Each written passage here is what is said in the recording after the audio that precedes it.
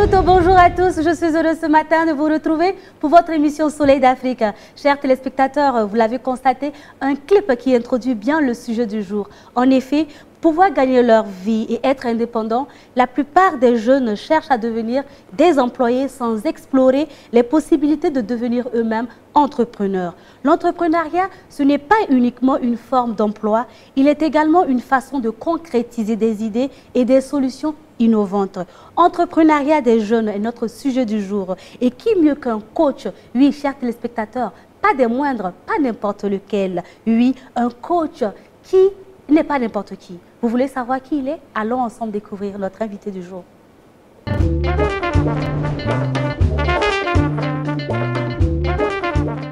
Eh bien, chers téléspectateurs, lui, il n'a pas la langue dans la poche. Il ne parle pas pour plaire aux gens, ni pour être aimé. Il dit ce qu'il a à dire avec ses propres mots en fonction de ses expériences. Il apporte sa contribution. Homme modeste, humble et direct. J'ai le plaisir aujourd'hui de passer 1 heure d'émission de Soleil d'Afrique avec Coach Simon Ouetraogo. Coach, bonjour. Bonjour, Miss Eva. Comment vous allez? Ça va très bien. Et chez vous, ça va? Bien. Ça va, merci. Ok, super. Je suis heureuse de partager ces instants avec vous et nos téléspectateurs. La joie est partagée. Merci beaucoup. Merci. Ils ont demandé à recevoir coach. Eh bien, chers téléspectateurs, coach est là. Alors, coach Simon, qui êtes-vous exactement? Ah, donc ce serait un peu...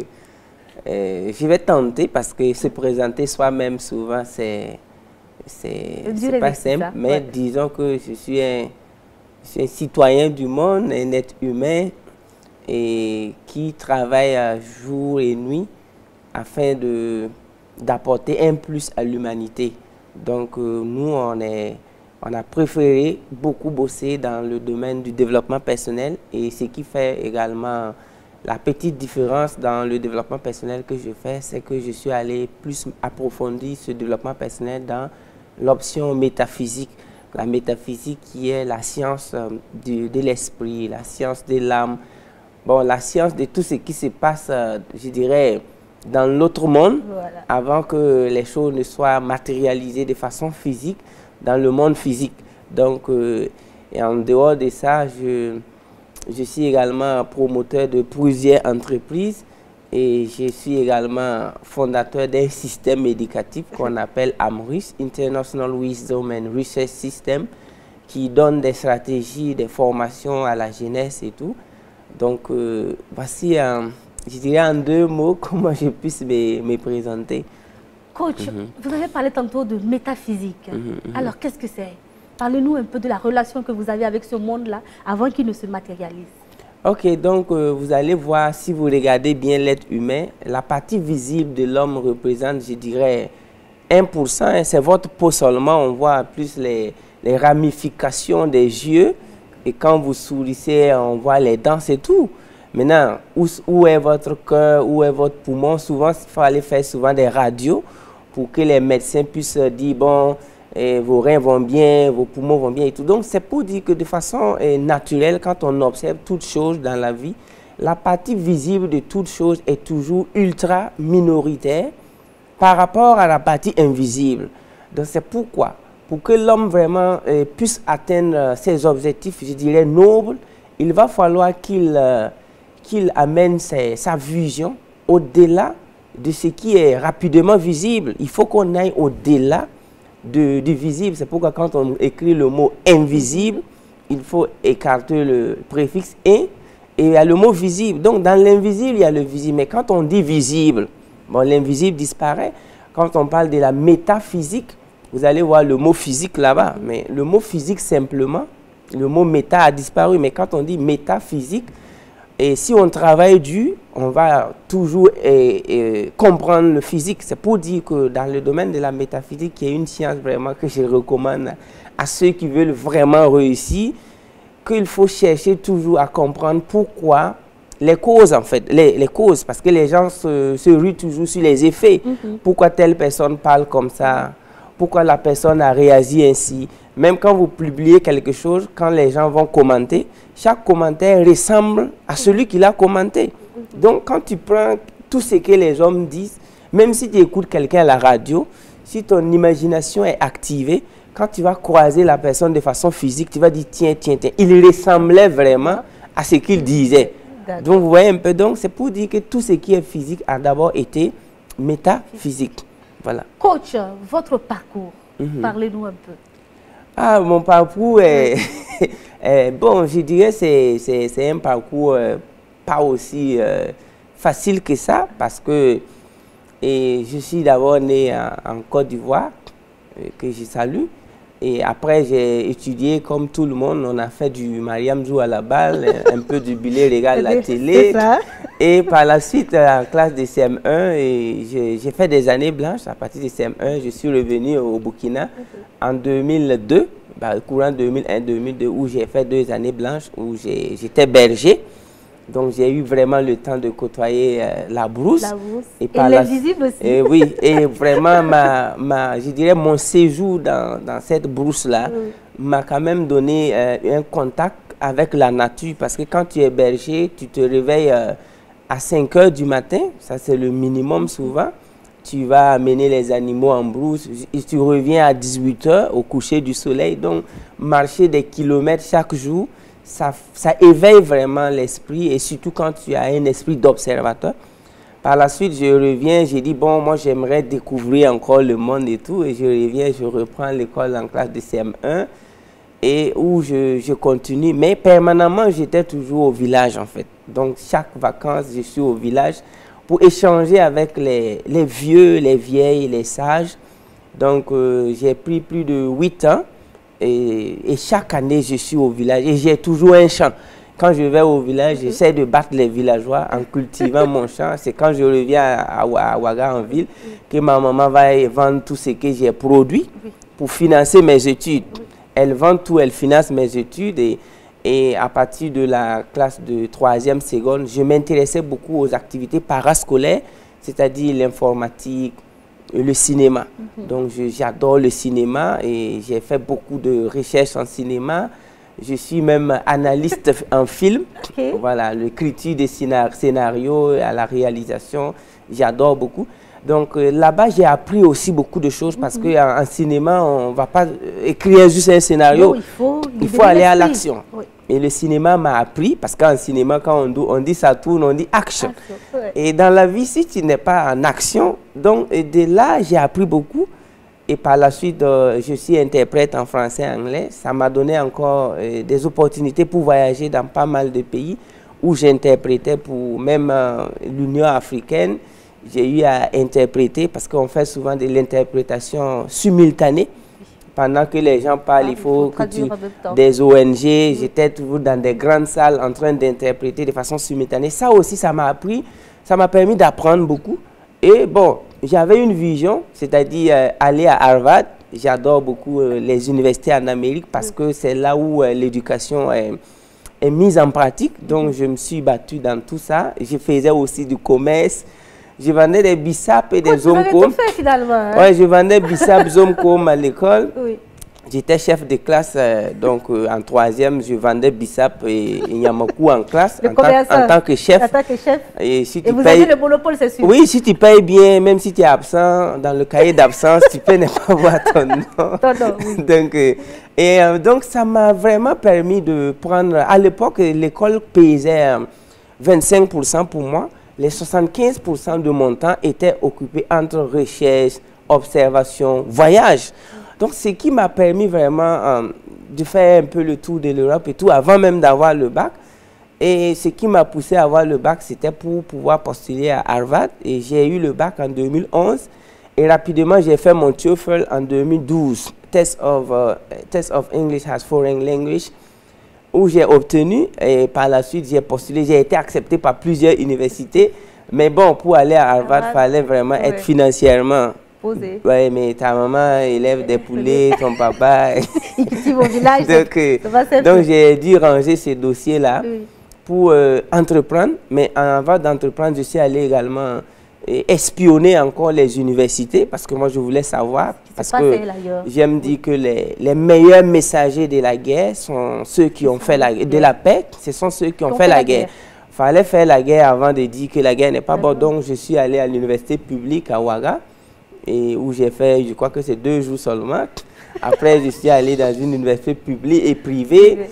Bon, tout ça, ma vie pratique entre cultiver un champ, élever les animaux et faire le cinéma. Et faire le commerce aussi. Et faire le commerce me faisait dire, mais écoute, là, il faut remettre en cause ce système, cette manière de former les jeunes, parce que là, et c'est ainsi maintenant avec mon expérience en entrepreneuriat et tout ça, ça m'a permis de dire, bon, et je lisais beaucoup, j'adore la lecture, et toujours lire des livres en anglais, c'était ma passion. Coach, tu vois qu'il avait touché à tout, voilà. Touché à tout. C'est quoi l'entrepreneuriat des jeunes exactement? Oh, donc, au regard de tout ça, je viens dire que l'entrepreneuriat des jeunes en Afrique, ou la mort, parce que quand tu étudies le diagramme des âges des autres pays, à savoir le Japon, même l'Allemagne, puis même l'Europe, hein, tu vas voir que ce n'est pas les mêmes formes que celui de l'Afrique. Celui de l'Afrique est un peu, je dirais, pivoté, parce que quand tu étudies d'avant, vous voyez que si la base est bien très élevée, ça veut dire qu'il y a plus de vieux. Mais côté Afrique, il y a plus de jeunes, je dirais même d'enfants, que les vieux. Donc, ceux qui devaient faire, je dirais, j'appelle ça le risque, hein, le risque incalculé de ne pas entreprendre, moi je dirais que c'était la population vieillissante. Mais l'Afrique, c'est le minimum même, c'est l'entrepreneuriat. C'est-à-dire, notre CP1 devrait être entreprendre. Sinon, toute cette population, je dirais jeune ou je dirais enfantine, qu'allons-nous faire d'eux si chacun veut vraiment avoir un poste? Donc, c'est pourquoi l'entrepreneuriat des jeunes, à mon humble avis, ce n'est pas un conseil. C'est pas s'il vous plaît, les jeunes. C'est dit, tu entreprends ou tu disparais. Puisqu'on est en Afrique, ou bien tu déménages de l'Afrique, tu choisis un pays occidental, vraiment vieillissante là, et tu vas là-bas, peut-être tu vas laver les habits des vieux, et puis nettoyer les trucs des vieilles et tout. Il y a toujours du boulot à quelqu'un. Mais tant que tu es en Afrique, c'est l'entrepreneuriat ou ta disparition. Voilà, c'est tout. Coach, vous pensez que les écoles devraient fournir le temps, l'espace et la reconnaissance aux projets initiés par les jeunes eux-mêmes, y compris les projets dans le cadre desquels les élèves peuvent agir en tant qu'éducateurs, pères et multiplicateurs? Dans les écoles? Dans les écoles, oui. Est-ce qu'on devrait permettre aux enfants d'initier des projets et de les réaliser? Bien sûr, mais tout dépend déjà de la fondation, parce que vouloir être chef dans une prison, déjà, c'est pas bien. C'est pas bien. Il faut d'abord chercher la liberté d'abord. Donc, il faut d'abord aller chercher à lire la liste des matières enseignées dans les écoles.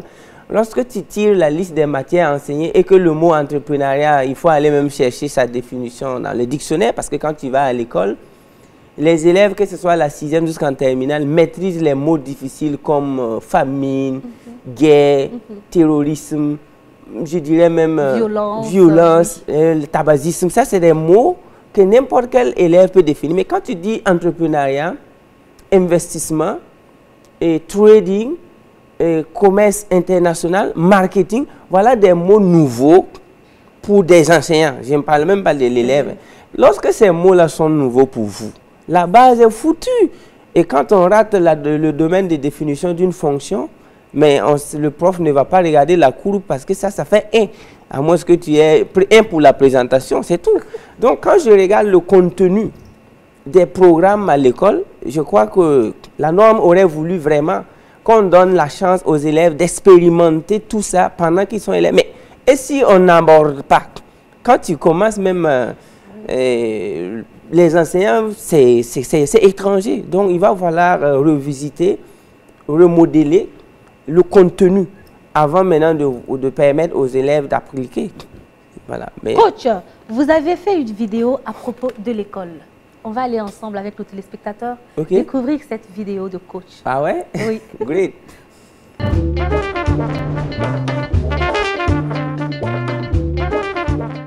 L'école qui vous enseigne comment avoir les notes, comment soutenir, ce n'est plus l'école du 21e siècle. L'école du 21e siècle est devenue l'école de la compétition, l'école de l'autoréalisation, l'école du partage d'expérience, l'école de l'inspiration, l'école du développement personnel, l'école de la métaphysique, l'école de la pensée honnête.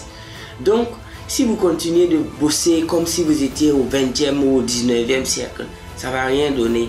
Donc sur ce, j'aimerais vraiment vous inviter à prendre votre destin en main. Coach, vous nous invitez à prendre notre destin en main. Nous vous écoutons. Super, donc la vidéo a tout dit et je répète parce que quand c'est vrai, ça doit être général. Quand on dit le ciel est bleu, ça ne change pas. Dieu est grand, ça ne change pas. Mais les gens ont oublié où ils sont. Il faut souvent rappeler même à l'être humain qu'il est humain. Parce qu'il y a des gens qui oublient souvent qu'ils sont des humains. Ils vont adopter des comportements, je dirais, inférieurs à celui des humains. Et il y a des gens qui oublient qu'on est en 2021, souvent même quand en 2020, tu as beaucoup marqué en écrivant même la date, à ta grande surprise, tu écris le temps février 2020 et puis tu ajoutes le 1. Là, nous tous, on a souvent fait jusqu'à ce que 2021 soit gravé dans ton subconscient afin que tu puisses écrire la date là avec l'année. Mais il y a des gens, quand ils écrivent là, moi j'ai l'impression qu'ils mettent 1980, 1900, 00. Il y a d'autres même, c'est les 1800 ils mettent. Et quand tu tapes son épaule, tu dis, monsieur, vous avez commis une erreur. En réalité, ce n'est pas 1980, mais c'est 2021. Il dit, yeah. Donc, comment, si je viens vous offrir un cadeau, un portable, j'ai dit, bon, je vous apporte un portable demain en cadeau. De toutes les façons, votre imagination va être en train de vadrouiller entre un Android, tu vois. Mais je viens vous donner un talkie-walkie. Ah, là, ça va être la bagarre. Qu'est-ce que vous allez me dire? Ah, mais coach, vous m'avez promis un portable. Mais au moins, la norme aurait voulu que ça soit d'abord. On commence par Android. La tendance. Maintenant, voir quelle marque. C'est ça. Mais voici des adultes qui offrent de l'éducation périmée à leurs enfants. Mais quand l'enfant prend ça, il regarde. Tu vas appeler qui avec ça? Ou du moins, qu'est-ce que tu vas faire avec? Aujourd'hui, on ne demande même plus le numéro de téléphone. J'ai dit, ah, tu peux me donner ton WhatsApp? Mais comment le mot WhatsApp va remplacer le mot? Mais si je dis, donne-moi ton WhatsApp, ça veut dire quoi? Je suppose que tu as un portable Android. Mais quand tu croises un élève ou un étudiant aujourd'hui, tu lui dis même, tu parles de email. Le gars même, il y a beaucoup qui ont le bac sans email. Tu lui parles de Word, Excel, PowerPoint. C'est les trucs bureautiques, ce n'est pas de l'informatique. Le gars, il est nul en Word. Il est nul en PowerPoint, en Excel. Il ne peut même pas saisir un test. Tu lui demandes, il a fait quelle école? Il indexe une école bien située au milieu de la ville, là, à côté même de la présidence. Et puis tu dis, mais c'est là-bas que tu as eu, j'ai dit, oui. C'est là-bas que tu as eu le bac, oui. Tu n'as pas d'email. Tu ne connais pas Word, Excel, PowerPoint. Il dit, non. Il dit, bon, si c'est ça, on va aller un peu faire des recherches sur Google. Le gars même est bleu. Il ne peut même pas télécharger un simple document PDF. Donc, à partir de là, que voulez-vous qu'on dise? Donc, c'est pourquoi j'ai dit à la jeunesse, il ne faut pas vous cultiver comme si vous êtes au 20e siècle ou au 19e siècle. L'école du 21e siècle, là, c'est l'auto-réalisation, l'auto-éducation, l'auto-formation. Parce qu'on a viré tous ceux qui sont bons du boulot et on recrute tous ceux qui sont meilleurs. Aujourd'hui, tu es bon, le monde s'en fout. Tu es meilleur, viens t'asseoir. Et dans ça, même si tu n'es même pas meilleur, on va te virer. Et il y a des gens qui peinent même à être bons. Être bon ici, c'est maîtriser les cosinus, mais être meilleur, c'est les mettre en application pour réaliser des rêves, je dirais, fous. Donc, c'est pourquoi moi, j'ai dit que quand tu observes partout, c'est comme si c'est un refus total d'avancer. Moi, je paye régulièrement des livres sur Amazon et tout, même les livres d'anglais et tout. Récemment, bon, ça fait 3 ans, j'ai payé un livre d'anglais et je voyais Obama dans le livre d'anglais. C'est un livre d'anglais où tu payes, tu apprends l'anglais. Moi, j'aime permettre à mes jeunes d'apprendre. Quand j'ai payé le livre, j'ai vu Obama là-bas, la photo de Obama. Avant, je vois Facebook, je vois YouTube dans le livre. Vous voyez un peu ça? Mais Obama a été président en 2000 combien? C'est 2008. Mais 2008 déjà, ils ont mis les images de Obama YouTube. Mais quand tu pars dans nos lycées, tu payes nos livres là, tu ne vas même pas voir WhatsApp là-bas. Tu ne vas pas voir Facebook là-bas. C'est-à-dire, tout ce que tu vois, c'est ce qu'on ne voit plus. Ils vont au champ, ils vont au marigot avec les tapettes et tout ça. Oh my God! On n'a qu'à faire pardon parce que ce n'est pas pour aller chercher vendre. Les jeunes que nous éduquons là, ce n'est pas pour faire jeunesse chercher. Parce que quand on veut faire poisson chercher, mangue chercher, il y a des choses we don't care about. Mais lorsque c'est pour qu'ils viennent un jour nous apporter satisfaction, il va falloir immédiatement actualiser tout. Donc, c'est pourquoi l'avenir d'une nation se trouve dans les cahiers que les enfants bossent. Mais quand moi je regarde les leçons, les cahiers, je ne vois même pas un avenir, je vois même pas un passé là-bas, à plus forte raison, un avenir. C'est pourquoi c'est une urgence en fait. Et je ne pense pas qu'il faut, on n'a pas besoin d'assez de moyens pour ça, de volonté et du leadership. Mais, comme je n'aime pas parler sur le plan gouvernemental des critiques, moi j'aime, parce qu'on dit un coach en développement personnel, il y a le mot P, peer to peer. J'aime te parler. Parce que quand ça va chauffer, c'est toi qui vas encaisser. Ce n'est pas le gouvernement, ce n'est pas ton établissement, ce n'est pas ton université, c'est toi qui vas l'encaisser. Donc c'est pourquoi moi je m'adresse à toi. C'est à toi de changer. Si le pays veut, si l'école veut, l'école change. Mais toi tu dois changer. You got to change.